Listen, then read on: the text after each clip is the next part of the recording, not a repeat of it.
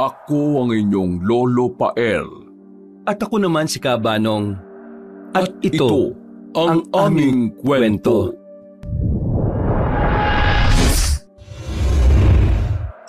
Tumambad sa harapan ng magkapatid na Luna ang malawak na karagatan habang dahan-dahang sinasakay sa barko ang sasakyan nilang SUV. Maingat ang bawat galaw ng mga tripulante na sinisigurong ligtas ang bawat sakay. Nasa driver's seat ang 35 na si Victor. Seryosong mukha niya habang sinusundan ng senyas ng crew. Ang ate niyang si Paula naman, 36. Nakasandal sa passenger seat. Halatang pagod pero nanatiling alerto. Nakatingin ang dalaga sa tubig habang tila nagmumuni-muni. Kapag ganitong amoy dagat, naisip ko tuloy si tatay. Ako nga rin, te. Baka yung mga luma niyang kwento tungkol sa bagyong sinabayan nila nung bata pa siya. Yung tipong parang lalamunin ng alon ng buong mundo. Naalala mo pa ba yun? Oo. Hindi ko makakalimutan ng kwento na yon. Isa yun sa mga paborito kong kinukwento ni tatay noon eh. Huwag kang mag-alala, te. Maririnig natin ulit yung kay tatay pag nakauwi na tayo sa Barrio Gulat.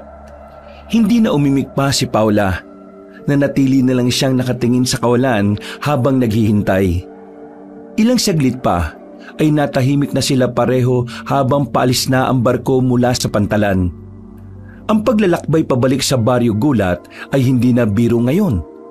Bukod sa tagal ng biyahe ay may balita pa silang natatanggap patungkol sa matindi at malaking pagbabago sa probinsya. Parami na raw ng parami ang mga armadong grupo sa kabundukan. Hindi naman alintana na magkapatid ang tungkol doon dahil mas nangingibabaw ang pagkasabik at pag-aalala nila para sa amang matagal nang hindi nila nakita. Mabilis na lumipas ang oras. Pagbaba ng barko sa probinsya ay kaagad minaneho ni Victor ang SUV hanggang sa mapadaan sila sa isang checkpoint ng mga pulis. Ate, bakit nga ulit tayo biglang pinauwi ni Mengay? Hindi ka talaga nakikinig, no? Ikaw naman, ate. Alam mong may kausap ako ng mga panahon na yun eh. At saka short time memory lang talaga ako. Kaya huwag kang bumusangot dyan, no? Sabihin mo na lang sa akin kung bakit nga ba. Nangihina na raw si tatay. Ay, oo nga pala, no? Baka ito na yun, Victor. Baka gusto na tayong kausapin bago pa mahuli ang lahat. Ang tagal na rin natin siyang hindi nakita, ate, no? Kung hindi pa nagparamdam si Mengay, baka hindi pa natin maisipan na umuwi. Nakakalungkot nga rin eh. Nakukonsensya rin ako. Wala na tayong magagawa, ate. Ang mahalaga naman ngayon makakauwi na tayo at makikita na siya. Paglagpas ng checkpoint ay natahimik na naman sila habang tinatahak ang pakurbang daan patungong bayan. Madilim na ang paligid at unti-unting bumubuhos ang ambon.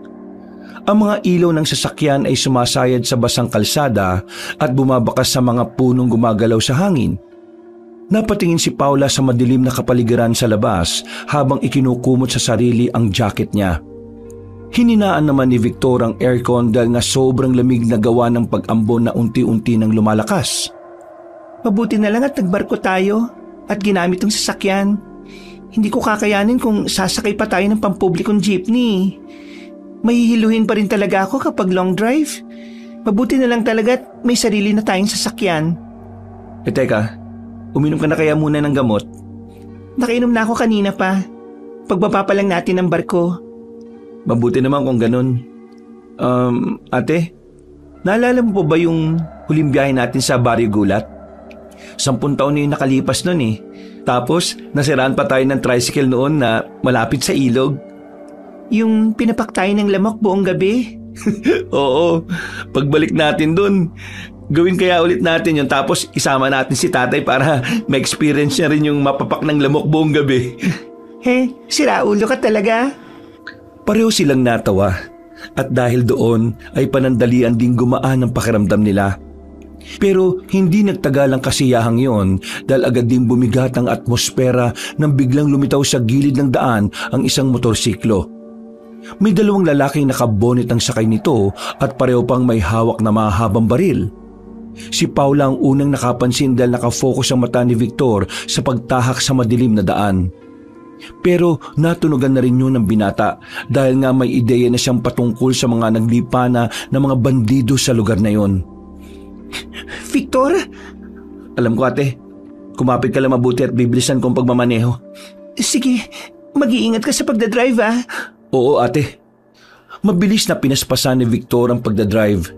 Subalit sinundan din sila ng motorsiklo at binilisan din na nagmamaneho nito ang pagpapatakbo. Tumaas na ang tensyon sa sasakyan hanggang sa meron na namang sumulpot na nakita si Paula. May dalawa pa sa likod, Victor. Lumingon si Victor at kinabig ang manibela. Lumiko sila sa isang daan hindi pamilyar. Makitid ito, maputik at may matataas na talahiban. Saan tayo pupunta, Victor? Hindi ko alam, te. Basta dapat matakasan natin ang mga yan. Diyos ko po, natatakot ako. Baka hindi na tayo makauwi kay Tatay Victor. Huwag mo sabihin yan, ate. Makakauwi tayo sa Barigulat. Makikita natin ulit si tatay. Kabadong nanalangin na lang ang dalaga habang nakababatang kapatid niya ay binabaybay ang madilim na daan. Sumabay pa ang palakas na ulan na lalong nagpahirap sa kanilang sitwasyon. Parehong bumilis ang tibok ng mga puso ng magkapatid dahil sa nangyayari. Patuloy pa rin kasi ang pagsunod ng mga motorsiklo sa likuran nila. Ang mga headlight ng sasakyan ay pilit binabanatan ng mga patak ng ulan. Ilang saglit pa ay biglang nag-flash ang ilaw sa dashboard ng sasakyan ng magkapatid. Ay pambihira! Hindi pa rin naayos ang alternator ng sasakyan at kapag hindi tayo umabot ng tuyong lupa ate, patay tayo nito. Anong ibig mo sabihin? Hindi na natapos ni Paula ang pagsasalita dahil isang malakas na putok mula sa likod ang narinig nila. Tinamaan ang gulong ng sasakyan nila sa likuran dahil pinaputokan ito ng mga humahabol sa kanila. Hindi nagpatinag si Victor. Nagtuloy-tuloy lang siya habang si Paula ay sigaw ng sigaw sa takot. Hanggang sa makalipas ang ilang minuto, sa kasagsagan ng malakas na ulan at sa madilim na kapaligiran, ay biglang napapreno ang lalaki. Nakita niya kasi kagad ang bangin. Mabuti na lang talaga ay nakapreno siya dahil kung hindi ay tsak na mahuhulog sila sa ibaba. Diyos ko po! Nasaan na sila, Victor? Hindi ko alam, te. Hindi ko na nakikita yung ilaw ng mga motorsiklo eh. Tara, lumabas na muna tayo, te. Bago pa mahulog tong sasakyan natin sa bangin. Kailangan din natin maghanap ng masisilungan bago pa nila tayo matuntun. Delikado rito. Saan naman tayo pupunta? Nasa gitna tayo ng hindi natin alam eh. Hindi natin malalaman kung hindi tayo aalis dito, te. Ang sigurado ko lang, kapag nagtagal tayo rito, sigurado makikita tayo ng mga humahabol sa atin. Wala nang nagawa si Paula kundi sumang-ayon na lang sa sinasabi ng nakababata niyang kapatid. Kinuha ni Victor ang flashlight mula sa dashboard at saka lumabas ng sasakyan, kaya kagad siyang nabasa ng ulan. Bago naman lumabas ang dalaga ay tiningnan muna niya ang cellphone nilang magkapatid. Pero parehong walang signal kaya napaismid siya. Ganun pa man ay dinala pa rin niya ito na binalot lang sa plastic para hindi mabasa. Iniwan na nila ang ibang gamit sa sasakyan at napagdesisyon ng babalikan na lang ang mga yon kapag nakarating na sila sa Baryo Gulat. Hihingi na lang sila ng tulong sa mga kinaukulan para makaiwas na rin sa kapahamakan laban sa mga rebelde sa kabundukan. Pagtanaw ng dalawa ay nakita nila sa kaliwa ang masukal na kagubatan. Ngunit sa di kalayuan, sa kislap ng isang kidlat ay may silwetang lumitaw. Isang gusali na parang malaking bahay.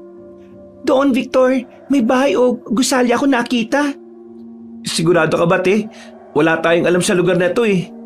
Oh, akala ko ba hihingi tayo ng tulong? Mas pipiliin mo bang dito tayo magpalipas ng gabi kasama ang ulan at mga rebelde? Ay nako, tara na nga. Tara na nga talaga. Hindi na sumagot si Victor at nagpatuloy na sila sa pagpunta sa nasabing lugar. Pinilit nilang lakarin ang maputik na daan kahit na basang-basa na sila ng ulan. At habang papalapit ng papalapit, ay mas lumilinaw ang itsura ng nasabing gusaling nakita kanina ni Paula. Malalaki ang bintana. May krus sa ibabaw ng bubong at may malawak na pinto sa pinakasentro. Napansin ni Paula na tila lumang kumbento ito na parang noong panahon ng Kastila. May halong takot at pag-asa sa kanyang dibdib pagkakita sa lugar habang si Victor ay hindi na nagdalawang isip pa. Nang marating nila ang harapan ng nasabing gusali ay lumapit kaagad si Victor. Kumatok siya sa malaking pintuan. Ilang beses niyang kinalampag ang pinto pero walang sumasagot sa kanya. Nagpalinga-linga naman si Paula sa paligid habang nanginginig ang katawan dahil sa lamig ng ulan. Subukan mo ulit, Victor. Baka hindi nila naririnig dahil sa lakas ng ulan. Nilalamig na rin talaga ako eh. Oo, ako nga rin te. Dahil nga doon ay mas nilakasan pa ng binata ang pagkalampag. Pagkakatok niya sa ikatlong beses ay biglang bumukas ang pintuan ng dahan-dahan at isang matandang madre ang lumitaw. Maputi ang buhok, maayos ang balikat, ngunit malamlam ang mga mata. Nakatayo siya roon na parang matagal nang walang bisita. Anong kailangan niyo mga iho at iha? Bakit nasa gitna kayo ng malakas na buhos ng ulan? Pasensya na po sa abala pero pwede po bang makituloy kami ngayon kahit ngayong gabi lang po? Hindi naman siguro kayo mga rebelde sa kagubatan, hindi ba? Hindi po. Sinisiguro ko po sa inyong hindi. Pasensya na po. Napatpat po kami dito dahil sa humahabol po sa amin. Mga armadong lalaki. Naflatan po yung sasakyan namin na naiwan doon malapit sa bangin. Parang awa niyo na po. Patuloyin niyo na po kami. Sige, pumasok kayo. Sa gabing ganito ay hindi talaga ligtas sa labas lalo na kung malakas ang ulan. Laking pasalamat ng magkapatid dahil pinatuloy nga sila ni Mother Superior halos.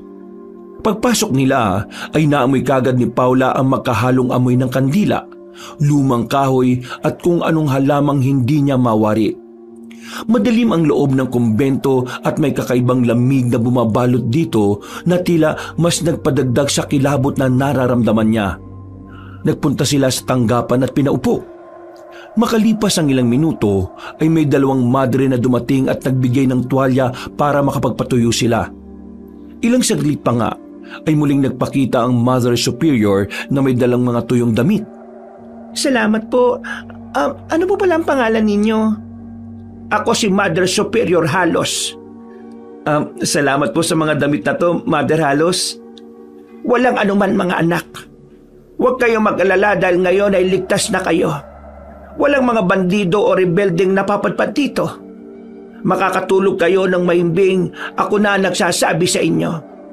Sa hindi malamang dahilan, habang nakikinig si Paula sa sinasabi ng madre ay tila may kakaiba siyang nararamdaman na hindi maganda. Hindi niya rin maintindihan ang sarili pero parabang may kakaiba sa Mother Superior na hindi niya mawari kung ano. Wala sa sarili tuloy siyang napabulong dahilan para mapatingin sa kanya si Mother Superior halos ng makahulugan. Ligtas nga ba talaga kami sa kumbentong to? Pagkatapos ng saglit nilang pag-uusap ay sinamahan na sila sa banyo para makapagpalit ng damit. Bumugso ang ulan sa bubong ng kumbento na tila mga paang galit na kumakalampag.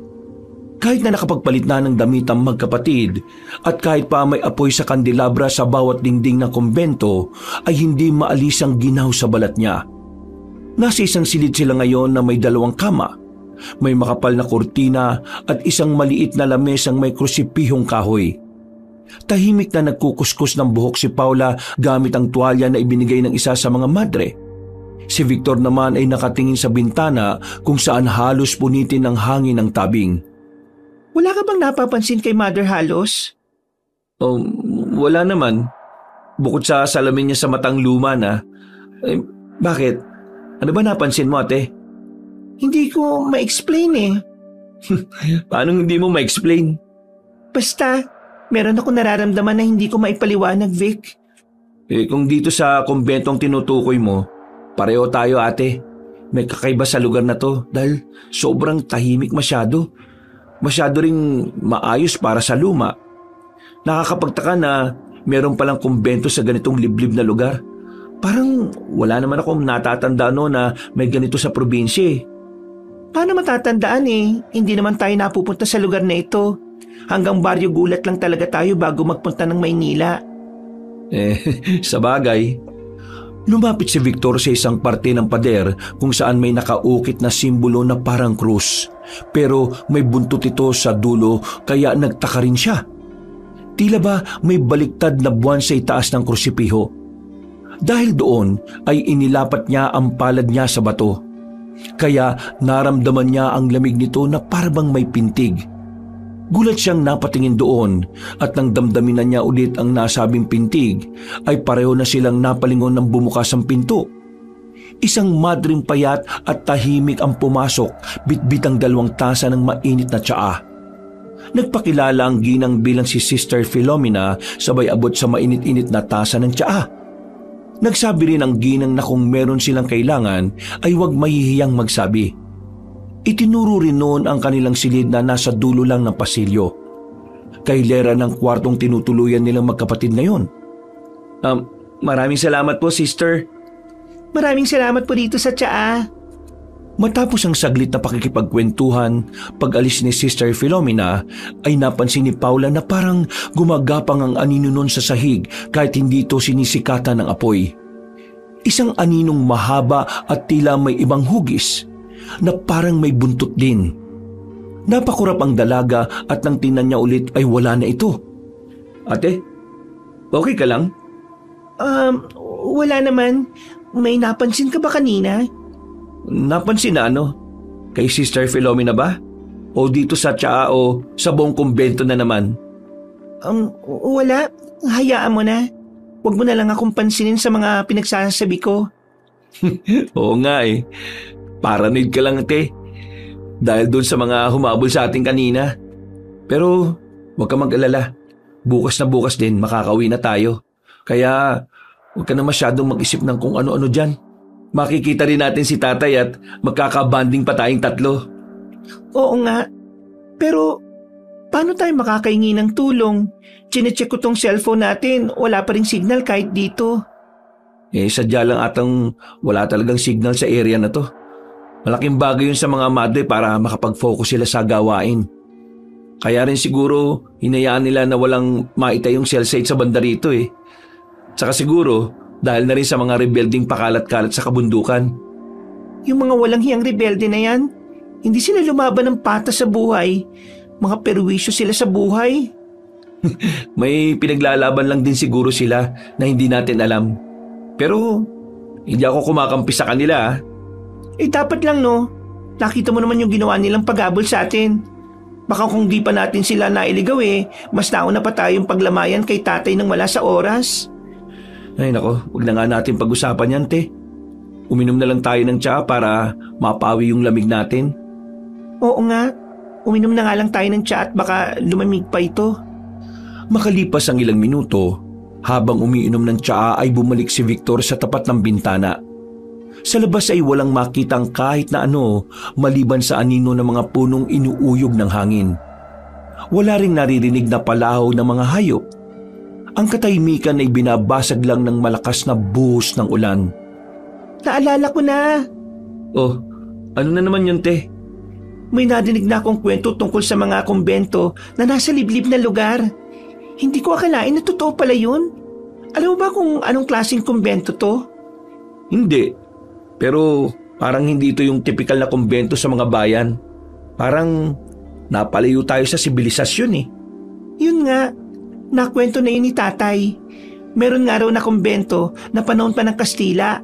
Tapos ngayon parang nakalimutan na ng panahon. Pero nag-i-exist pa rin sila.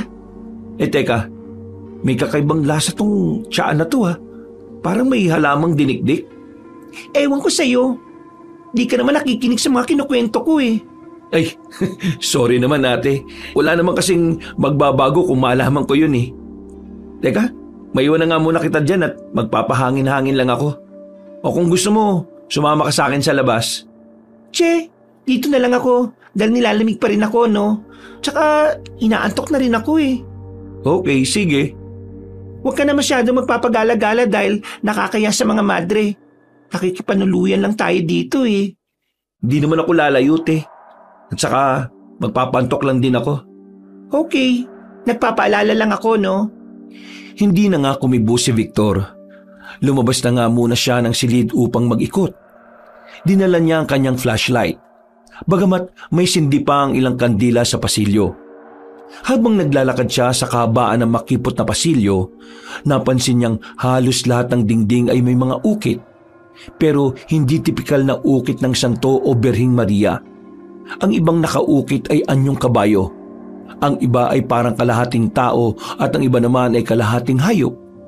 Napahinto siya sa isang malaking pintong may nakapaskil na silid ng pananahimik. Bawal ang istorbo.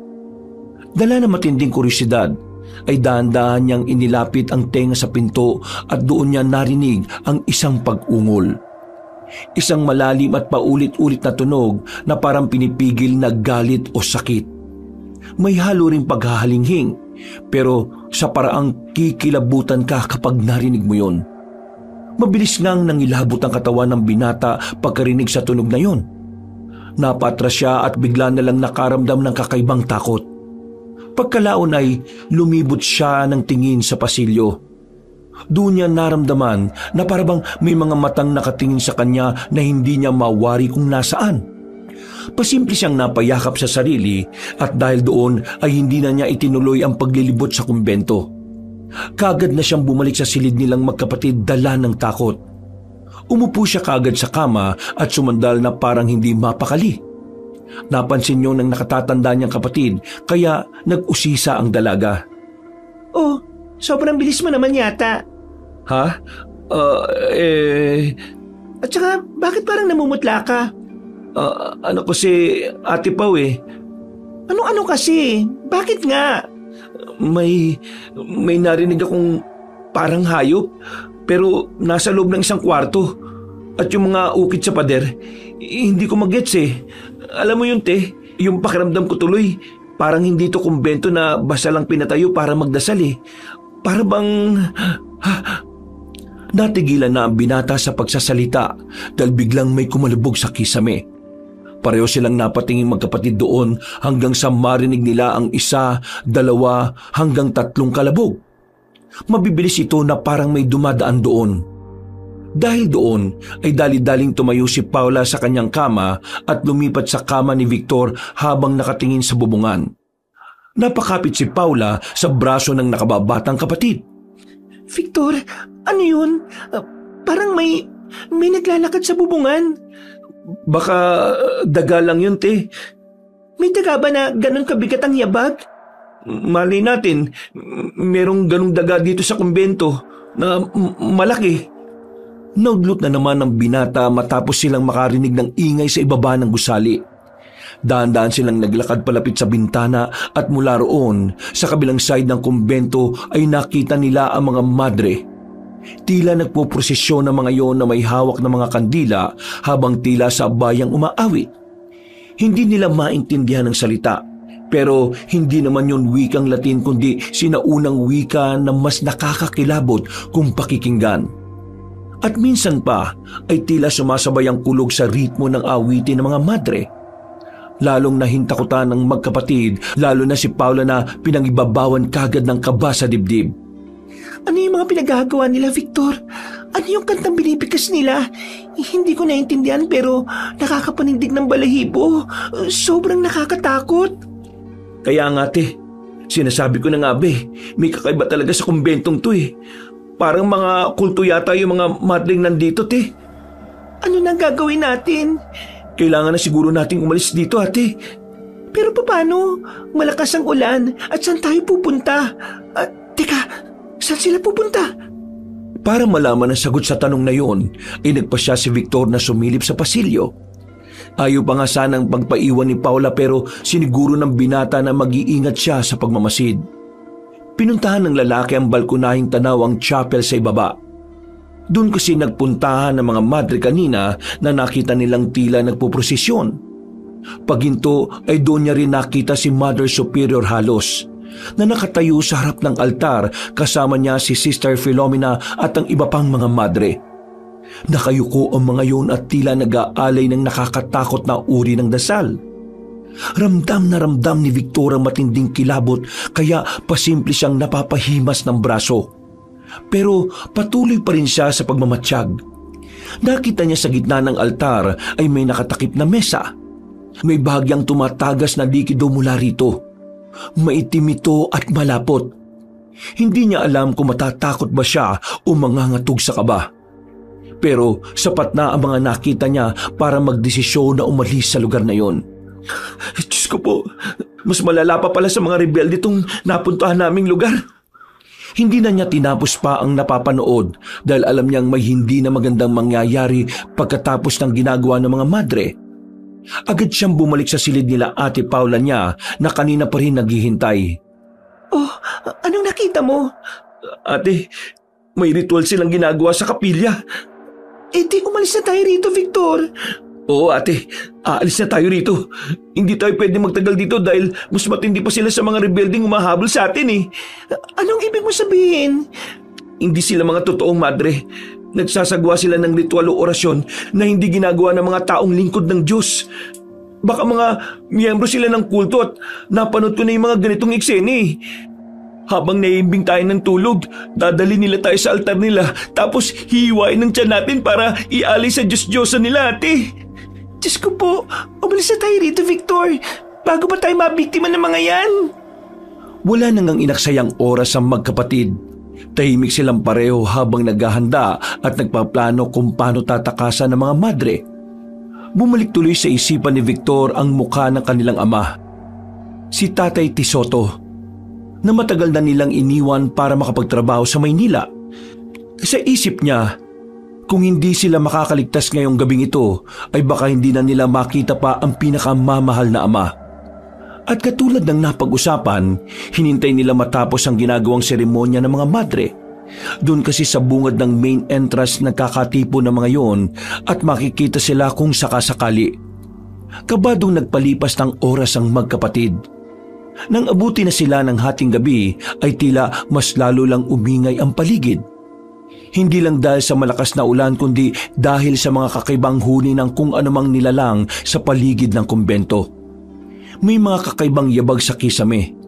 May tila paghampas pa ng matitigas na bagay sa bubong at ang awitin ng mga madre ay mas lumalakas ng lumalakas. Sumabay pa ang lumalagom na hangin sa paligid ng kumbento. Takot na napatingin si Paula sa nakababatang kapatid. Hindi tayo makakaalis dito, Victor. Hindi ko rin alam, te. Pero aalis tayo rito.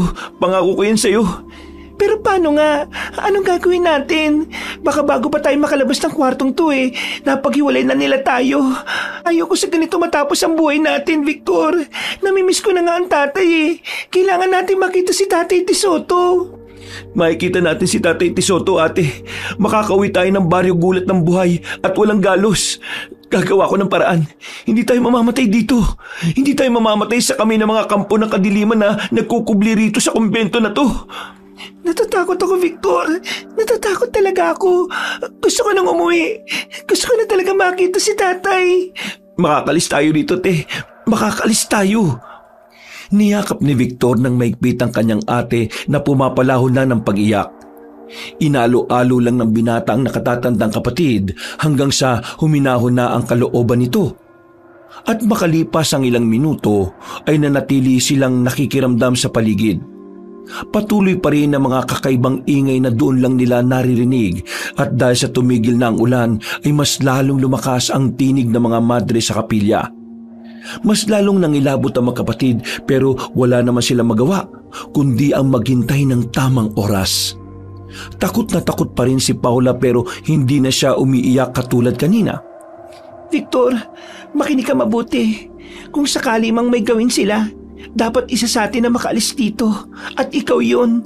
Mas mabilis ka at mas malakas. Mabilis ka makakatakas kahit sa mga rebelde dyan sa kagubatan. Kailangan mong umuwi ng buhay para makita si Tatay Tisoto. Kailangan may makita siya kahit isa sa atin. Ate naman, huwag ka magsalita ng ganyan. Dalawa tayong makakauwi. Maging practical tayo, Victor. Mas makabubuti at mas mapapabilis ang pagtakas kung ikaw lang dahil walang magiging pabigat. Kung iintindihin mo pa ako, magiging malaking sagaba lang ako sa'yo. Hindi ate, sabay tayong uuwi. At sabay natin makikita si tatay. Matatakasan natin ang mga kultong madre at mga rebelde. Makakauwi tayo ng buhay sa Baryo Gulat. Nagsimula na namang umihip ang hangin at unti-unti na ngang bumuhos ang malakas na ulan. Ang mga basang dahon ng mga punong kahoy sa paligid ay parang nakikisa sa ginagawang lihim na ritual sa loob ng lumang kapilya. Tahimik ang paligid ngunit hindi mapakali ang magkapatid na Victor at Paula. Dali-dali silang lumabas ng silid at tinahak ang madilim na pasilyo. Hindi sila gumamit ng flashlight dahil ayaw nilang makaagaw ng atensyon ng iba. Habang papalapit sila sa isang makitid na hagdanan patungo sa ibaba, ay tila lalong lumalakas ang pag-awit o ritual na ginagawa ng mga madre. Napansin nila na may kakaibang amoy na parang nasusunog na buhok na hinaluan ng dugo at bulaklak. Dumungaw si Victor sa may siwang ng pinto habang sinesenyasan si Paula na huwag gumawa ng ingay. Ano nangyayari? May umaalingaso na amoy sunog. May sinusunog sila. Hindi ko alam kung ano, ate. Magmadali na tayo, Victor. Hindi ko na makakaya pang magstay dito. Oo, ate. Aalis na talaga tayo dito. Nagpatuloy na nga sila sa paglalakad hanggang sa kabilang gilid na sila ng kapilya mapadpad. Muling napahinto si Victor at napatingin sa kinaroroonan ng mga madre. Hindi na rin nakatiis si Paula kaya sumilip din siya mula sa likuran ng nakababatang kapatid. Doon nga ay nakita nilang nakasuot na ng itim na belo at puting habito ang mga kababaihan. Nakapalibot sila sa isang bilog na altar na may nakaukit na kakaibang simbolo. Naagaw din ng atensyon ng magkapatid ang nakatirik na pulang kandila sa gitna nila. Sa gitna naman ng bilog na yon ay naroon ang isang babaeng tila wala sa sarili.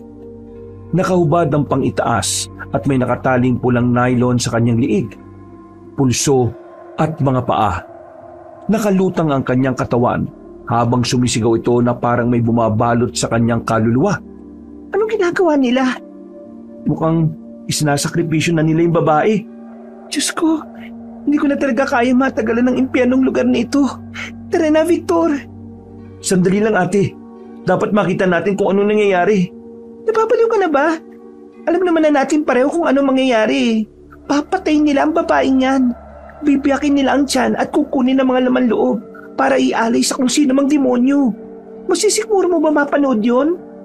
Naudlot na ang dalaga sa pagsasalita dahil nagpakita na nga si Mother Superior halos.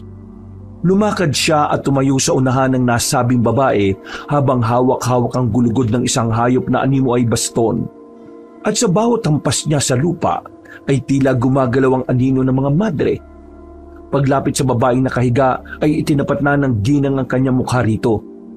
Pagkatapos ay nagbukas siya ng bibig hanggang sa merong lumabas doon na isang maugat na uri ng buto.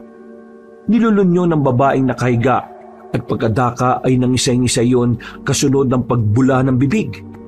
Ang mga madre naman ay patuloy lang sa pagbikas ng mga sinaunang salita habang nakaantabay hanggang sa tuluyan ng malagutan ng hininga ang nasabing babae. Hindi nagtagumpay ang isa sa bago nating kasamahan. Magkagayon man ay hindi pa rin masasayang ang pagsasakripisyo ni Sister Ret dahil inalay niya ang sarili niya para meron tayong mapakinabangan ngayon. Gamit ang matulis na baston ay binyak nga kaagad ng matandang babae ang tiyan ng babaeng walang buhay. Napapikit na lang si Paula habang si Victor ay nakamasid lang sa mga nangyayari. Tila tubig na tumagas ang dugo nito sa sahig at maya-maya pa nga ay isa-isa nang lumapit ang mga madre sa pangungunan ni Sister Philomena. Nagkanya-kanya na nga ang lahat ng pagkagat sa patay na katawan. At nang sila ay mabusog, ay muli silang nag-awitan sa pamamagitan ng wikang sinauna. Umalis na tayo rito. Kung di ba tayo alis dito, Victor, magagahit tayo sa babaeng yon. O ate, tara na. Pakbang pa lang silang dalawa ng dahan-dahan ay sabay-sabay na humalinghing ang mga madre. At sa isang iglap ay nagsimula na silang magpalit ng anyo. Ang kanilang mga belo ay nahulog sa sahig. Ang kanilang mga muka ay napilas at ang mga mata nila ay naging pula at bilog. Parang mga mata ng kabayo. Unti-unti ay lumabas ang makakapal na itim na buhok mula sa kanilang leeg at likod. Sa ibabang bahagi ng kanilang mga katawan ay humaba ang mga hita at binti nila. Naging parang paa ng kabayo na may maitim na balahibo at kaliskis. Gulat na gulat ang magkapatid nang tumambad sa kanilang paningin ang tunay na anyo ng mga madre. Naging mga anggitay sila na isang uri ng malaalamat na aswang. Ang kanilang mga katawan ay kalahating kabayo sa ibaba. May mga buntot, may mga paang kumakalmot sa simento, habang ang itaas ay halimaw na may matutulis na kuko, matatalas na ngipin, at dila na parang ahas. Ang mga anggitay ay tinuturing na maalamat na aswang sa kanilang probinsya na sikat noong panahon ng mga Kastila. Ayon sa lumang kwento, mismong Madreng Kastila ang nagdala ng sumpa na ito na hanggang ngayon pala ay nag-e-exist pa rin. Anong klaseng nilalang yan, te? Natatanda ko yung kwento noon ni tatay tungkol sa mga nilalang na kalahating kabayo at kalahating halimaw ang katawan. Bakit wala akong matanda na nakwento niya yan? Inaapoy ka ng lagnat noon dahil sa nasabing nabati ka ng isang tikbalang. Doon ay kinuwento ni tatay ang tungkol sa mga nilalang na yan. Kung ganun, uri sila ng tikbalang? Hindi. Aswang ang mga yan. Ang tawag sa kanila ay anggitay. Eksaktong pagkasabi noon ni Paula ay napasinghap si Mother halos. Sumunod din ang iba pang anggitay. Maya-maya pa nga, pagkatapos nilang sumingot sa hangin ay sabay-sabay silang napalingon sa magkapatid na nagulat din. Dahil doon ay napasigaw si Paula matapos makita ang mga namumulang mga mata ng mga aswang na anggitay. Dala na matinding takot kaya hindi na napigil ng dalaga ang sarili na naunang napatakbo pabalik sa hagdan. Sumunod si Victor sa kanyang ate na halatang takot na takot. Eksaktong narinig din nila ang pag-ungol ng mga halimaw matapos silang makita ng mga ito. Naloko na! Ate! Bumalik ka rito! Nakita niyo ba ang mga iyon, mga kasama? Ano pang ginagawa niyo? Dalhin niyo rito ang mga bisita natin para meron tayong mapagpiestahan! Sabay-sabay ulit na umuungol ang mga anggitay at pagkatapos ay nagpapapadyak na ang mga yon. Sinyalis na susugod na sila. Mabilis tumakbo ang magkapatid, pero mas mabilis ang yabag ng mga paang kabayo na sumusunod sa kanila. Ang sahig ng kumbento ay umalingaw sa bawat hampas na matitigas na paa ng anggitay. Nagkandarapang itinulak ni Victor ang isang aparador para harangan ng daan. Ngunit parang papel lang itong itinulak ng sumunod sa kanilang madre na ang katawan ay litaw na litaw ang mabangis na kalamnan at kaliskis. Pumunta sila sa dating silid kung saan sila pansamantalang nanuluyan. Binuksan ni Paula ang bintana, ngunit 2 palapag ang taas noon. Anong gagawin natin? Diyos ko po, mamamatay na tayo rito. Tatalon tayo, ate. Ha? Nababaliw ka ba? Matatakasan nga natin yung mga anggitay pero mamamatay naman tayo sa pagbagsak dyan. Mas pipiliin ko na yon kaysa mamatay sa kamay ng mga halimaw, ate. Nakita mo naman yung ginawa nila doon sa babae kanina, di ba? Gusto mo bang ganun din na mangyari sa'yo? Dahil sa mga sinabing yun ni Victor, ay wala nang nagawa si Paula kundi ang makiayon. Hindi na sila nag-aksaya ng panahon. Tumalon sila mula sa bintana at bumagsak sa basang lupa ng likuran ng kumbento. Pareho silang sugatan dahil sa nangyari. Si Victor ay may gasgas sa braso at si Paula ay lumaylay ang kanang paa dahil nabalian ng buto. Ngunit wala silang ibang magagawa kundi ang tumakbo at magtulungan para makaalis sa lugar na yon. Ang sakit ng paa ko! Nabali yung paa ko, Victor! Ipapasakit kita, ate. Erika, bilisan na natin dahil parating na silang lahat. Iwan mo na ako rito, Victor. Makakasagabal lang ako sa'yo. Aray! Umalis ka na! Hindi, ate. Aalis tayo ritong 2. Dali-dali nang ipinasa ni Victor ang nakatatanda niyang kapatid. Pagkatapos ay narinig na nga nila ang sigawan ng mga anggitay kaya nagmadali na ang binata sa pag-alis sa kumbento.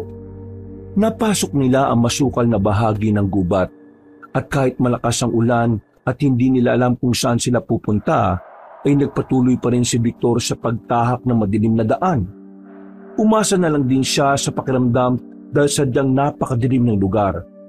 Naiwan pa naman din nila sa kumbento ang flashlight pati ang mga cellphone kanina nang mahulog sila matapos tumalon sa bintana. Walang ibang nasa isip ang binata, basta ang layunin niya lang ay makalayo sila ng ate niya sa lugar na yon. Habang tinatakasan ng mga aswang, sa likod ay naririnig pa rin nila ang hiyaw ng mga anggitay na para mga demonyong tumatawa at humahalinghing. Victor, hindi ko na kaya. Ang paa ko.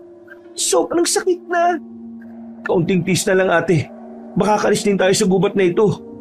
Mamamatay na tayo rito. Mamamatay na ako. Kaya iwan mo na lang kasi ako. Hindi nga kita iiwan dito ate. Please naman, huwag ka na makulit. Habang nagtatalo ang magkapatid, ay wala silang kamalayan na nakita na sila ng ilang mga rebelde na naroon sa kagubatan. Nangunguna si Alias Jose na siyang tumugi sa kanila kagabi habang pauwi. At nang sasalaki na sana ang mga anggitay sa magkapatid, ay tila ba naging tagapagtanggol nila ang mga rebelde. Ilang saglit pa ay biglang may isang putok ng barilang umalingaw-ngaw. Hanggang sa nagkasunod-sunod na ito. Natigilan ng mga anggitay. Pagkatapos noon ay umalingaw-ngaw ang isang tinig mula sa di kalayuan. Isang matigas, maangas at lalaking-lalaking boses. Nagulat sina Victor at Paula dahil sa sunod-sunod na putok ng baril. Pero dahil din doon ay malaki ang pasasalamat ng binata sapagkat nagpulasan kahit saglit ang mga anggitay. Pahanap po na rin kayo sa wakas at tanggalin nyo rin magtagong dalawa ha? Napalingon ang magkapatid dahil sa liwanag ng flashlight na itinapat sa kanila ng mga kasamahan ni Alias Jose. Natigilan sila at napatakip ng mata dahil sa pagkasilaw. Pero kahit papaano ay pareho nilang naaninag kung sino-sino ang mga nasa harapan nila, pati ang dala ng mga yon na baril. Kagad ibinaba ni Alias Jose ang flashlight at lumapit sa magkapatid. Ang mga kasama niya namang tauhan na sina Willie, Paulito, Ryan, Allen at Riza ay nagpalibot-libot ng kanilang mga flashlight dahil sa kakaibang ingay na naririnig nila na galing sa mga anggitay. Napaupo ang magkapatid nang makita ang pinuno ng rebelde. Kitang-kita ang takot sa mga mata nilang dalawa pero napatingin naman yon sa namamagang paa ng dalaga. Parang awa niyo na. Huwag niyo kami sasaktan. Wala naman kami masamang ginagawa sa inyo ah. Anong nangyari sa paa na kasama mo? Nabalian po siya ng paa. Tumalon kasi kami sa bintana ng kumbento eh. Kumbento? Sa ganitong kasukal ng gubat may kumbento? Ha! Nagpapatawa ba kayong dalawa? Mga kasama, narinig niyo yung sinabi ng mga to. Mukhang mga napitikan na ng utak mo dahil sa kakatakbo sa atin ah. Kung ayaw niyong maniwala sa amin, di pumunta kayo sa pinanggalingan namin. Doon sa bandaron magsipunta kayo para makita niyo yung kumbento. Tapos para pagsasakmalin na rin kayo ng mga anggitay. Rico! Matapang ka rin ha. Sa tagal na namin sa lugar na to, wala naman kami nakitang lumang kumbento kaya tigil-tigil mo nga ako ha. Saka, anong sinasabi mo ha? Ano? Anggitay! Kung gusto niyong mapatay ng mga anggitay, sige lang at suungin niyo ang gubat. Dahil sa sinabing yon ni Ate Paula ay lalong naghalakhakan ng mga rebelde. Alam kasi nila ang tungkol sa maalamat na aswang na kung tawagin ay anggitay. Tumawa lang kayo ng tumawa kung gusto nyo. Dahil kapag sinalakay nila kayo at napatay, kami naman ang tatawa ng kapatid ko. Ah, magkapatid pala kayong dalawa. Mabuti naman kung ganon. Dahil hindi ko na pala kailangan patay ng lalaking yan para lang mapangasawa ka. Huwag ka lalapit sa amin ng kapatid ko. Mas pipiliin ko na lang mamatay at pagfiestahan ng mga anggitay kaysa mapangasawa ng mga halangang kaluluwa katulad nyo. Ano pa noon ka ba pinanganak babae ka? Kanina ka ba bikas ng anggitay ah? Paano pa ng kopong-kopong yung mga yun eh? At kwento-kwento lang ng mga matatanda sa probinsyang to. Maniwala po kayo sir. Pero totoo sinasabi namin ng ate ko. Ah, ate mo pala siya ah. Siya ang panganay at ikaw ang bunso. Okay ang samahan niyo magkapatid ah. Sir, nakikiusap po ako sa inyo.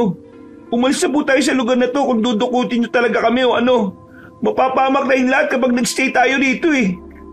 Hindi pa man natatapos ni Victor ang pagsasalita ay nakarinig na sila ulit ng nakakakilabot na huni ng kung anong hayop. Sinundan ito ng mga pag-ungol na mas lalong nagpakilabot sa maulang gabi. Sabay-sabay na ginala ni na Willie, Paulito, Ryan, Allen at Riza ang kanilang mga paningin sa kadiliman habang gamit ang mga flashlight. At kasabay ng pagkulog at pagkidlat ay nakita nga nilang lahat ang mga nilalang na kalahating kabayo ang ibabang bahagi ng katawan at kalahating halimaw naman ang itaas. Ang sinasabing anggitay ng magkapatid na Victor at Paula. Nandito na sila! Naabutan na nila tayo! Isang nakakakilabot na ungol ang pinakawalan ng mga aswang bago sila sumalakay. Sumenyas naman kaagad si alias Jose sa mga kasama na kaagad nagpaputok. May mga tinamaan sila pero mas marami ang hindi. Pagkatapos noon ay nagkanya-kanya na rin ang takbuhan ng mga rebelde. Kaya sinamantala ni Victor ang pangyayari. Habang pasan-pasan ng kanyang ate ay nagmadali siya sa pagtahak ng daan. Hindi na niya alintan ng iba na nakikipagsagupa na sa mga anggitay. Ang tanging nais lang nilang magkapatid ay makalis na sila sa tila impyernong kagubatan. Umalingaw-ngaw ang putukan ng mga baril at sigawan hanggang ilang saglit pa ay unti-unting tumahimik ang paligid. Nagtako sa isang matabang puno sina Victor at Paula habang parehong takot na takot. Victor, okay na ako dito. Iwan mo na ako, sige na. Ate naman, napag-usapan na natin to, di ba? Kahit anong pangungulit ang gawin mo, hindi kita pwedeng iwan dito. Uuwi tayo kay tatay. Paano tayo makakauwi ng buhay? Eksaktong pagkasabi nun ng binata ay may sumilip na isang anggitay sa kanila. Nang sasakmalin na sila nito ay isang nakabibinging putok ng baril ang narinig na naman nila. Hanggang sa sunod-sunod na yon. Ilang saglit pa ay humandusay sa sahig ang naghihingalong aswang at tumambad sa kanila si alias Jose, kasama si Willie at Riza. Nagulat ang magkapatid dahil hindi nila sukat akalain na tutulungan sila ng mga rebelde. Bilisan nyo at pumunta kayo rito! Hindi na nga nagdalawang isip si Victor. Pasan-pasan pa rin ang kanyang ate ay lumapit sila sa mga rebelde dahil alam niyang mas malaki ang tsansa na makaalis sila ng ligtas sa kagubatan na yon. At habang papalayo sila, ay nakaramdam ang magkapatid na Luna ng magkahalong takot at pasasalamat. Alam nila na hindi pa tapos ang lahat dahil isa lang yon sa marami pang aswang na nasa paligid. Ang gabi ay tila wala ng wakas at ang ulan ay unti-unting huminto, ngunit ang katahimikan ng paligid ng kumbento ay lalong naging mabigat. Sa dilim, ang bawat aninong gumagalaw ay tila may dalang panganib. Ang mga dingding ng kumbento na sa unang tingin ay banal at mapayapa, subalit ngayon ay nagmistulang pulungan ng demonyo. Basang-basa ng ulan at kumakabog ang dibdib ni Ate Paula habang naglalakad ang kapatid niyang pasan-pasan siya. Sa unahan naman nila ay naroon si alias Jose na alerto sa bawat galaw ng paligid. Kasunod nila si Willie na nakasukbit ang baril at si Riza na may hawak na mahabang kutsilyo. Silang lima, bagamat sugatan at hingal, ay sabay-sabay na tinahak ang madamo at masukal na daan. Tinatakasang muli ang bangungot ng kumbento at ang matitinding halimaw na ngayon ay bumabagtas din sa kagubatan. Mas malapit na ang hininga nila, Victor. Naririnig kong sut-sut nila. Bilisan natin. Sa halip na magsalita dyan, manahimik ka na lang para mas magkaroon ka ng pakinabang sa kapatid mo. Huwag mong pagsasalita ng ganyan ng ate ko, ha? Bakit? Anong gagawin mo, Bagito? Ayaw mo ako saktan? Gawin mo, sige! Nang matulad ka sa mga halimaw na yon. Tama na. Bago tayo magpatayan, takasan muna natin ang mga halimaw na yon. Eksaktong pagkasabi noon ni Ate Paula ay tila biglang napuno ng nakakakilabot na tunog ang kagubatan. Tunog ng mga nilalang na may mga paang kabayo at halimaw na katawan. Ang mga anggitay. Hindi man humihinto, pero alerto silang nakamasid sa madilim na paligid na lalong pinakikilabot ng maulang gabi. Ilang saglit pa ay gumuho ang ilang sanga sa may gawing hilaga. At mula sa likod ng isang malaking punong kahoy ay lumitaw ang isang anggitay. Ang ibabang bahagi nito ay tulad ng isang puting kabayong may nangingintab na mga kuko. Samantalang ang itaas ay isang nilalang na mukhang madre, ngunit may punit-punit na balat. Malalaking kuko at nangingintab na itim na mga mata. Nakilala ng magkapatid ang nasabing anggitay na si Sister Filomena pala. Ayan na sila! Diyos ko po, anggitay! Nakita na tayo ng anggitay! Kagad pinaputukan ni Willie ang halimaw. Umalingaw-ngaw ang tunog na yon sa buong kagubatan, ngunit nagulat sila nang makitang tila walang epekto sa balat ng Anggitay ang bala. Bakit ganon? Parang hindi tumatalab sa kanya. Yung kanina naman eh. Sa tingin mo ba, ay basta-basta kami mapapatumba ng bala na yan? Kung inakala mong napatay niyo yung kaninang humahabol sa inyo, nagkakamali kayo. Kayo ang mamamatay sa lugar na ito at ibabalik namin kayo sa kumbento para pagpiestahan. Nagulat silang lahat, lalo na sina alias Jose, Willie at Riza.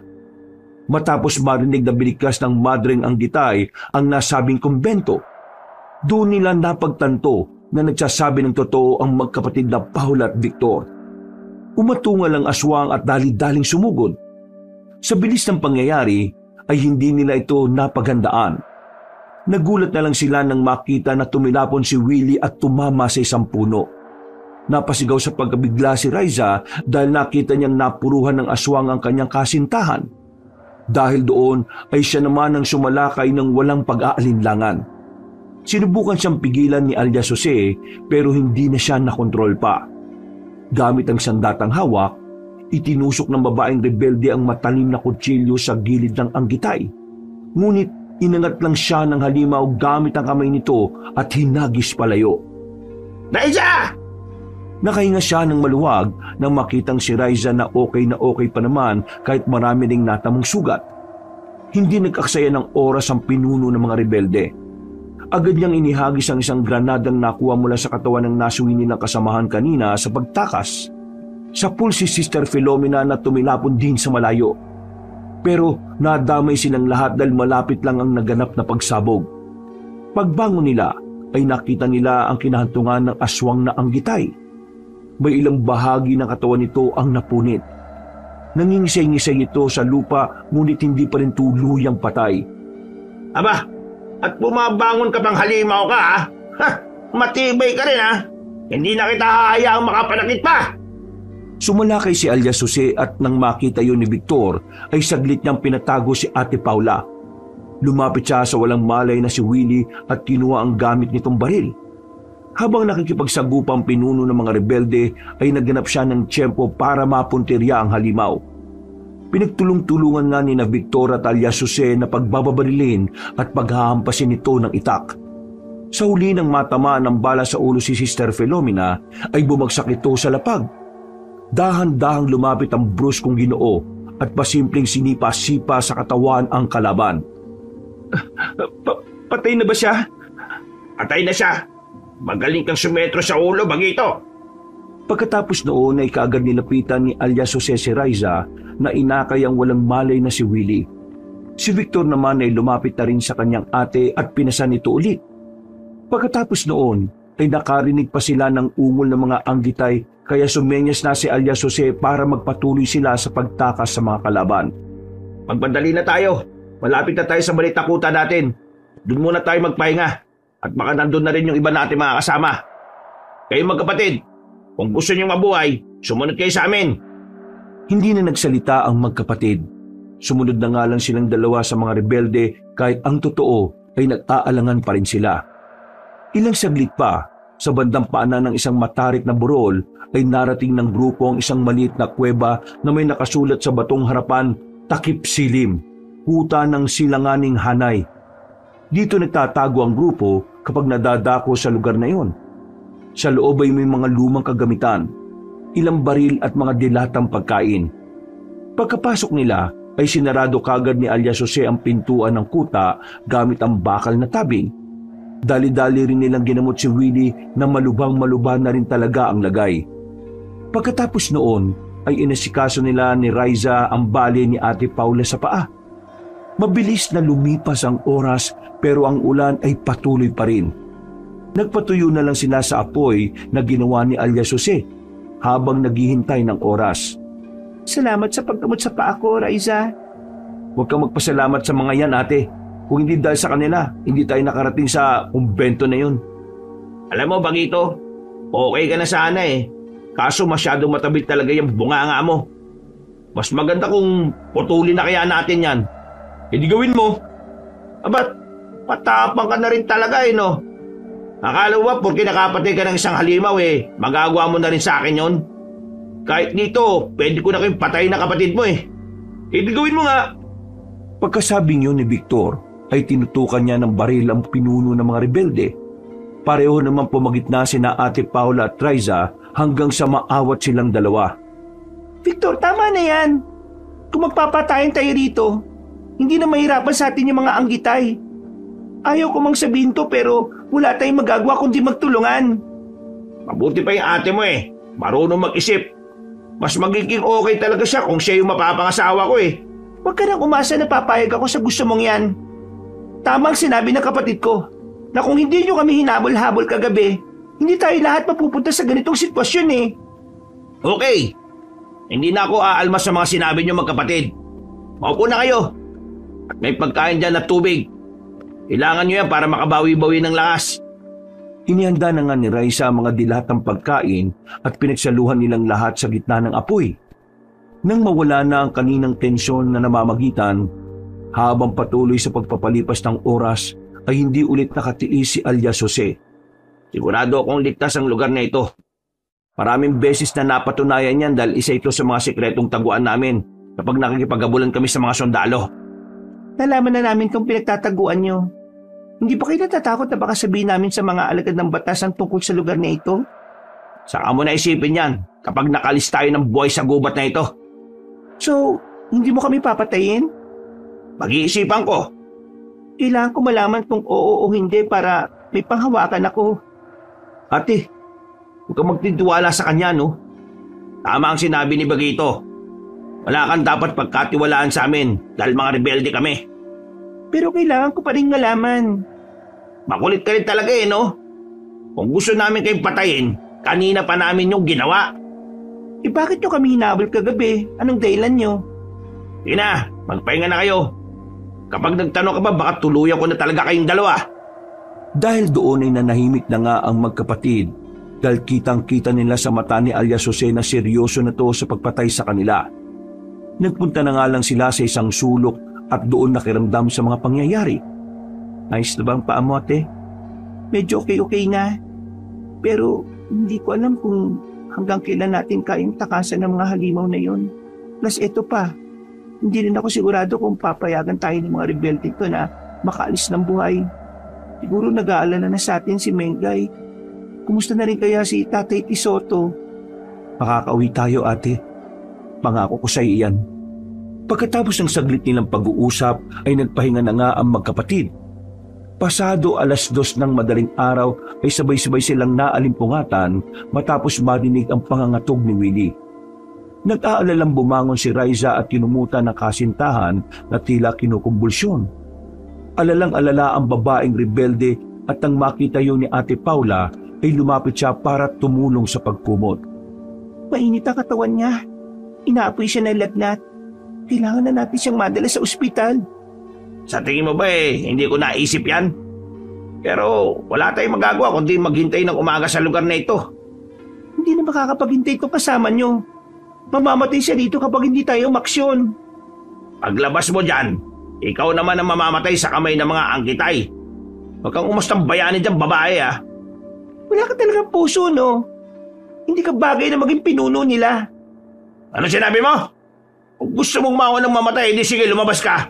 Walang pipigil sa'yo. Pero wag na wag mong kukwestiyonin ang pagiging pinuno ko.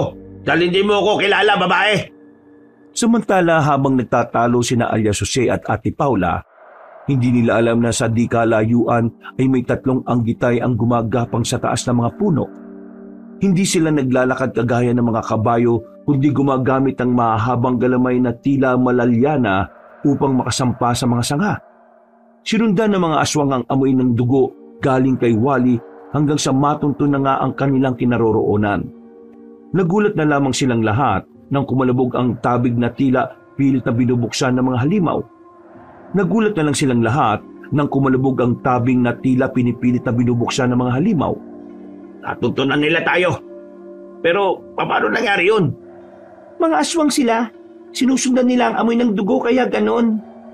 O di ba? Gusto mo pang lumabas kanina? Bakit hindi mo gawin ngayon ha, babae? Huwag mo nga akong asarin at tawagin babae lang. May pangalan ako, no? Ako si Paula. Habang patuloy na nagtatalo na parang totoong magkasintahan, ay isang mabigat na kalabog ang yumanig sa paligid. Pagkalaon ay sumabog ang bakal na tabing ng kuweba sa isang bagsik ng sipa mula sa 3 anggitay. Gumuhit sa dilim ang kanilang aninong matatayog na may tila kabayong paa. Ang mga hubad na katawan ng babaeng halimaw na balot ng dugo at buot. Ang bibig ng isa ay nakangangang lumilikha ng nakakabinging huni at parang pinagsamang iyak ng bata at huni ng kabayo. Sa sobrang pagkagulat ni Ate Paula sa mga nakita, ay napatalon siya at hindi sinasadyang napayakap kay alias Jose. Kahit ang pinuno ng rebelde ay nagulat din mismo.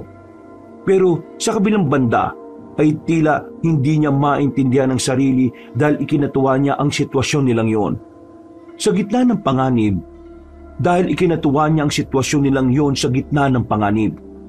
At nang magtapat ang kanilang mga mukha, ay malakas siyang nasampal ni Ate Paula dahil sa pagkabigla. Bakit mo ako niyakap, ha? Ako? Ikaw yung tumalon at yumabos sa akin eh. Takbo, Ate Paula! Muling niyapos ni alias Jose si Ate Paula at sabay nilang iniwasan ang pag-atake ng mga galit na anggitay.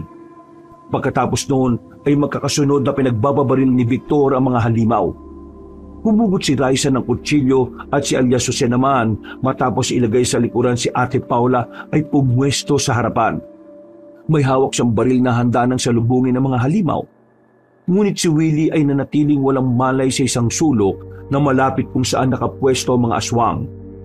Lahat sila ay nag-aalala para rito kaya wala na silang sinayang na oras. Salakay na! Magkasunod din ang pinaputukan ng mga aswang na dahilan kung bakit nagtalsikan ng ilang balahibo ng mga yon matapos tamaan. Pero hindi nagpatinag ang mga anggitay na galit pa rin. Sumugod ang mga yon na unang punterya si Willie na wala pa ring malay. Sa isang iglap ay lumundag ang isang aswang sa katawan ng walang malay na lalaki. At gamit ang matutulis na kuko ay pinirapiraso ang kanyang dibdib. Pumalahaw si Raisa ng iyak sa pagkabigla habang ang mga laman loob ni Willie ay tumatalamsik sa bato at lupa ng kuweba. Sa galit ni Raisa sa nangyari sa kanyang kasintahan ay walang pakundangan siyang sumalakay pero inawat siya ni alias Jose. Huwag ka magpadalos-dalos, Raisa! Hindi na natin siya may liligtas! Pasensya na pero kailangan na nating tumakbo! Wala na ngang nagawa si Raisa kundi sundin ang sinabi ng kanyang pinuno. Umiiyak na lang siyang napakuyom ng kamao kasunod ng paghagis ulit ni alias Jose ng granada. Gawa ng pagsabog ay nadarang ang parte ng pader ng kuweba, dahilan para mas luminaw ang daan palabas. Nagdesisyong tumakas sina alias Jose, Raisa, Victor at Ate Paula. Pero hindi nila inaasahan na may isa pa palang anggitay na nasa likuran. Habang tumatakbo ay humarang ito sa daraanan nila. Kaya naman napilitan si Victor at alias Jose na makipagsagupa. Sumayad ang itak ng pinunong rebelde sa liig ng halimaw pero tanging kalmot lang ang inabot niya. Ate Paula! Ate Risa! Mauna na kayo, bilis! Sumunod nga kaagad ang dalawang babae na tumakbo sa gawing kanan. Habang tinatahak ni Ate Paula at Raisa ang daan ay tila pamilyar yun. Alam ko tong lugar na to. Dito yung sasakyan namin. Ayun o. Napaturo siya sa kinaroroonan ng nafaltan nilang sasakyan. Sumigaw silang dalawa at nang marinig yun ng kalalakihan ay napatingin sila sa kinaroroonan ng mga babae. Nagtagumpay si alias Jose na paputukan ang mata ng isa sa mga halimaw gamit ang kanyang baril.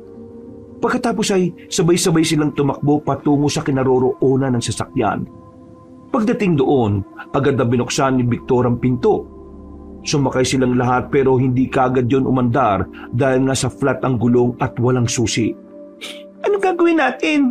Flat ang gulong nitong sasakyan at nasaan ang susi? Bahala na! Pinutol niya ang wire sa ilalim at ikinonekta ang mga to kaya nabuhay ang makina. At nakipagsapalaran na nga ang binata dahil pinaandar niya ang sasakyan kahit na delikado. Uuga-uga silang umalis sa lugar na yon at muling tinahak ang dati nilang pinagdaanan.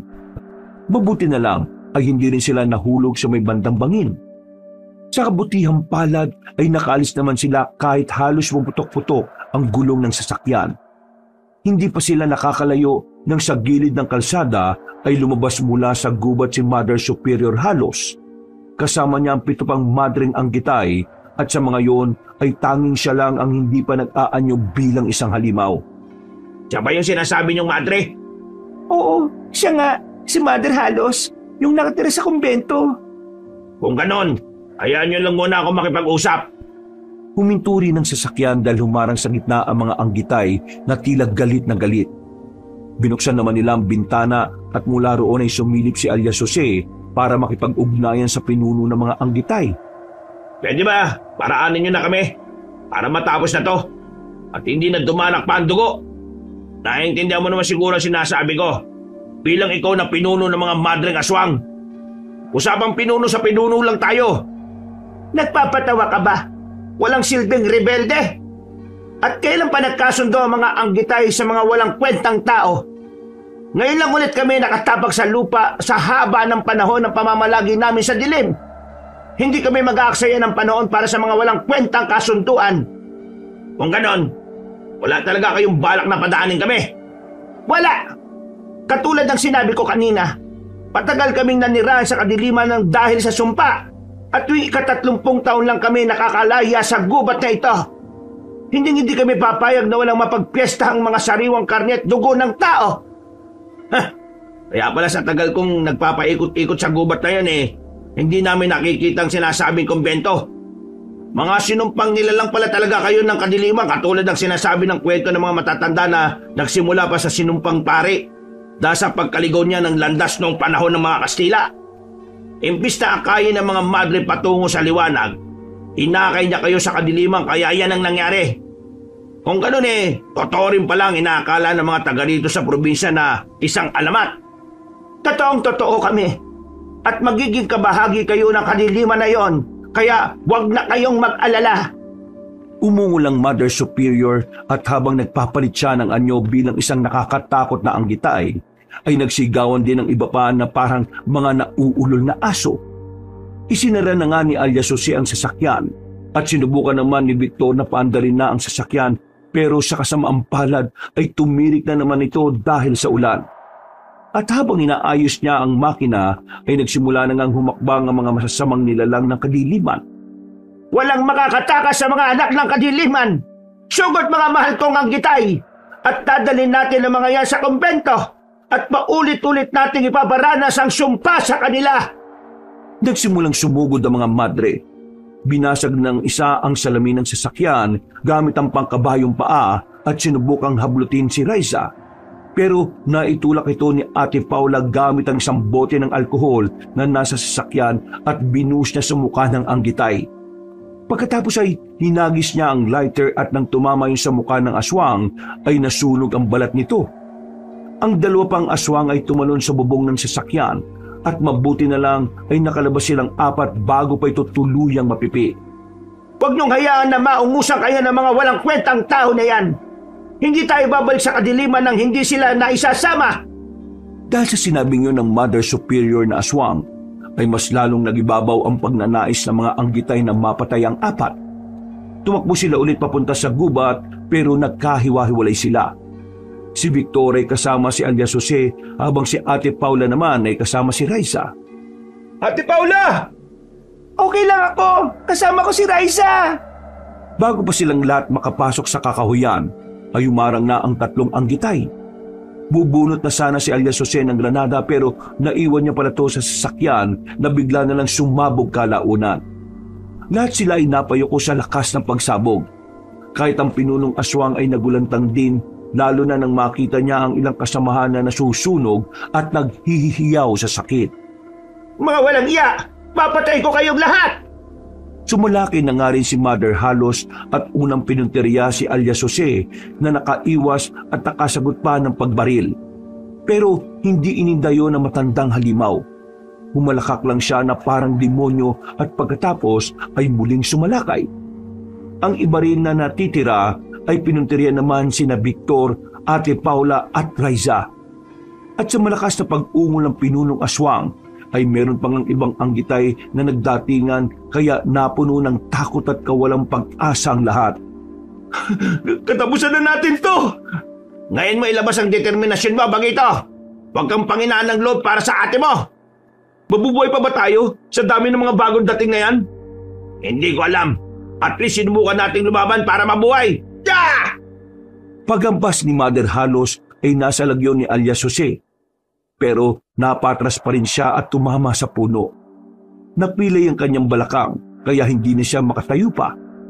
Mas lalo lang tuloy natakot si Victor lalo na may 3 pang lumantad na anggitay sa likuran niya. Napapikit na lang siya dahil alam na niya sa sarili na ito na ang katapusan nila. Nakita na rin kasi niya na naghihirap sila Ate Paula at Triza sa pakikipagtagisan sa iba pang aswang. Sa gitna ng tumitinding labanan ay dumating ang matagal nang hinihintay ni alias Jose. Ang pinsan niyang si alias Manalo na kanang kamay niya. May kasama rin ang matabang lalaki na armado at handang makipagsagupaan. Pinamunuan niya ang pagsalakay sa iba pang mga anggitay. Salakay mga kasama!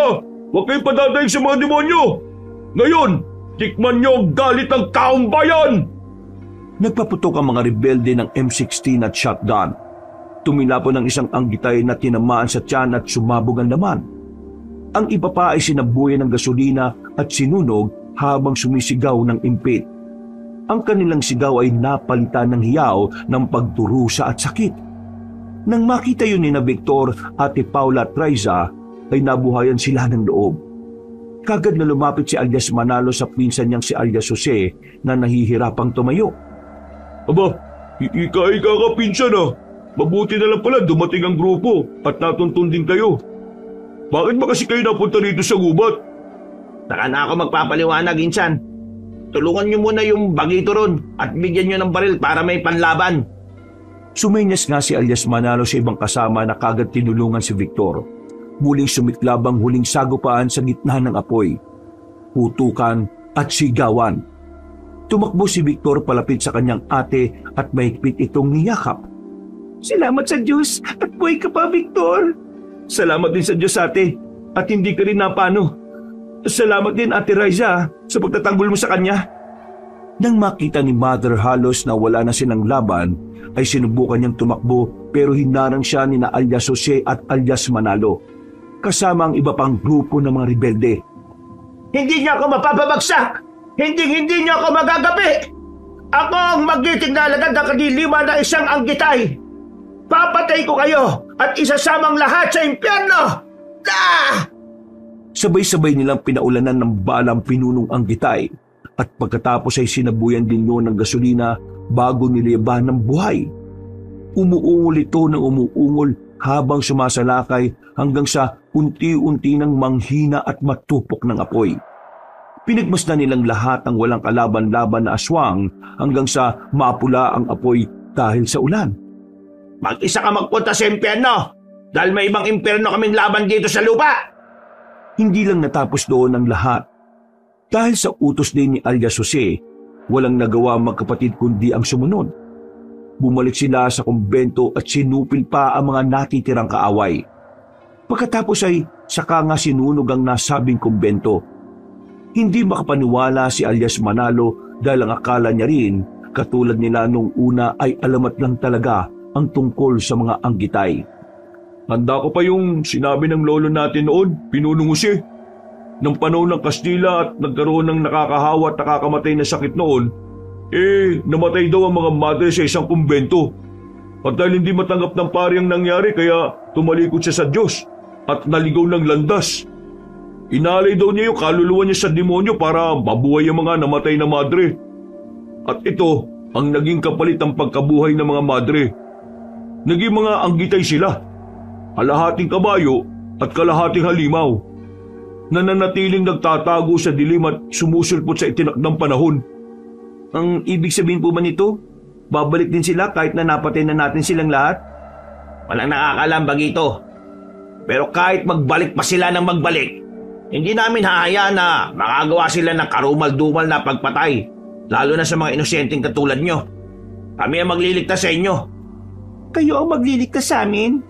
Kaya nga kami napunta rito dahil sa inyo Hinabol nyo kami. Inailangan namin kayong habulin at pahintuin dahil nasira ang malaking tulay sa daraanan nyo kagabi. Tumaas ang tubig at nabuwal yun. Kaya lahat ng dumadaan pinahihinto namin. Bigla na lang kayong nataranta eh. At bigla niyong pinakaripas yung sasakyan niyo. Kaya yun, napahamak tuloy tayong lahat. Abay, malay ba namin? Kasi bigla kayong sumulpot tapos may mga hawak kayong baril. Binaril niyo pa nga yung gulong namin, di ba? Kung di yung ginawa ng mga tauhan ko siguradong nahulog na kayo sa bangin. Nung nakita niyo kami ulit, bakit gano'n na lang kung sigaw-siguan niyo kami? At para niyo talaga kaming papatayin. Ay nako, ang hirap magpaliwanag sa babaeng may toyo. Anong sabi mo? Sino may toyo? Sumusobra ka na talaga ha? Nagtawanan lang ang lahat kahit si Victor. At dahil doon ay tila nahiya ang magkapatid matapos nilang malaman ng totoo. Hindi pala talaga sila balak sakta ng mga sinasabing rebelde, kundi papaalalahanan lang at sasamahan sa mas magandang daan. Nang magkalinawan na, ay humingi ng tawad ang bawat panig na sa hindi pagkakaintindihan. Pagsikat ng araw ay tumigil na rin ang pagbuhos ng ulan, pero hindi rin nakauwi ang magkapatid dahil nga sa nasirang tulay. Makalipas ang ilang araw, nang maayos na ang panahon, ay sinamahan nga sila ng grupo ni alias Jose na makauwi sa Baryo Gulat. Nakita nga ulit ng magkapatid na Paula at Victor ang pinakamamahal nilang Tatay Tisoto. Matagal-tagal pa nilang nakasama ang ama bago ito mamaalam sa mundo. At hindi nagtagal ay tila napadalas na ang pakikita ni na alias Jose at Paula. Nalaman na nga rin ng dalagang totoong layunin ng mga itinuturing na rebelde sa probinsya. Bahol man ang naging pagmamahalan ay pinanindigan nila ang mga ito. At katagalan ay lihim din silang nagpakasal sa Maynila at nagkaroon ng mga anak na babae at lalaki. Lumaki silang masayang pamilya at naging tahimik ang pamumuhay nila. Wakas